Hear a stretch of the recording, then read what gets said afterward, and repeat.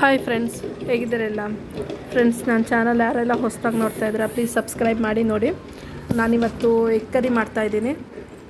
ಇವತ್ತು ಭಾನುವಾರ ಆದ್ದರಿಂದ ಬೆಳಿಗ್ಗೆ ತಿಂಡಿಗೆ ಏನು ಮಾಡೋದು ಅಂತ ಯೋಚನೆ ಮಾಡಿ ಎಗ್ ಕರಿ ಮಾಡ್ತಾಯಿದ್ದೀನಿ. ಅದಕ್ಕೋಸ್ಕರ 6 ಮೊಟ್ಟೆ ಬೇಯಿಸ್ಕೊಂಡಿದ್ದೀನಿ. ಇದಕ್ಕೋಸ್ಕರ ಇವತ್ತು ಮಸಾಲೆಗೋಸ್ಕರ ಶುಂಠಿ ಮತ್ತು ಹಸಿಮೆಣ್ಸಿನ್ಕಾಯಿ, ಚಕ್ಕೆ, ಲವಂಗ, ಏಲಕ್ಕಿ, ಕೊತ್ತಂಬರಿ ಇಷ್ಟನ್ನು ರುಬ್ಕೊಬೇಕು. 1-2 ಟೊಮೆಟೊ ಹಾಕ್ಕೊಂಡು ಅದನ್ನು ಪೇಸ್ಟ್ ಮಾಡ್ಕೊತಾ ಇದ್ದೀನಿ.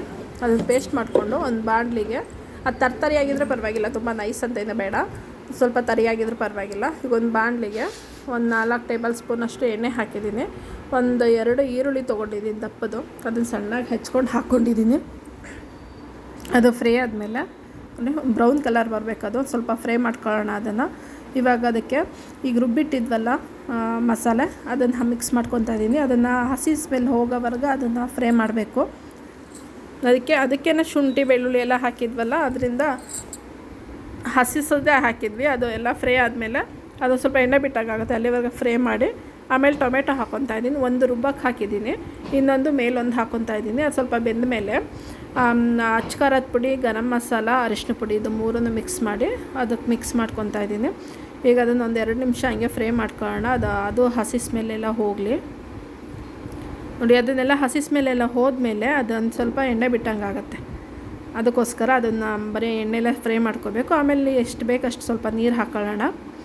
ಈಗ ಗ್ರೇವಿಗೆ ಅಂದರೆ ಸ್ವಲ್ಪ ನೀರಿನ ಥರ ಬೇಕಾಗುತ್ತಲ್ಲ, ಅದಕ್ಕೋಸ್ಕರ ಸ್ವಲ್ಪ ನೀರು ಹಾಕ್ಕೊಂಡಿದ್ದೀನಿ. ಈಗ ರುಚಿಗೆ ಎಷ್ಟು ಬೇಕಷ್ಟು ಉಪ್ಪು ಹಾಕ್ಕೊತೀನಿ. ಇದು ಚೆನ್ನಾಗಿ ಫ್ರೈ ಆಗಲಿ.